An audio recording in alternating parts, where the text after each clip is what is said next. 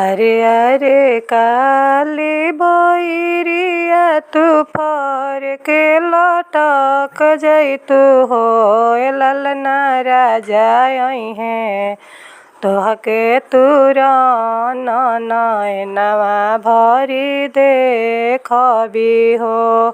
हमरो कहलिया बैर कइली फर के लटक गइली हो ललना राजा भेजले अपन नौकरवा अपने नहीं आवेले हो।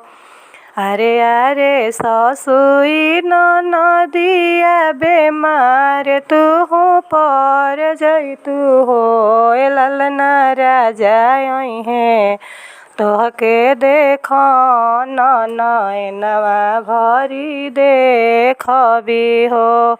हमरो कहलिया सासु कइली बेमार उहो पर गइली हो ललना राजा भेजले अपन डाकडारवा अपने नहीं आवेले हो। अरे अरे गैया के बछड़ावा तू खुटावा तुराइती तू हो बछवा तो हके नन राजा है नैनवा भर देखबी हो। हमरो कहलिया बछड़ा कइले त खुटावा तुरा दिहले हो ललना राजा भेजले अपन चरवा हवा अपने नहीं आवेले हो।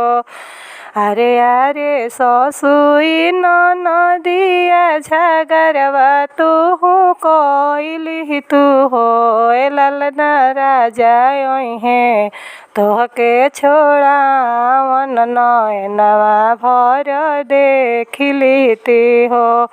हमरो कहलिया सासु गोतिन कइली झगरवा उहो कइली हली हो ललना राजा भेजले अपन नौकरवा अपने नहीं आवेले हो।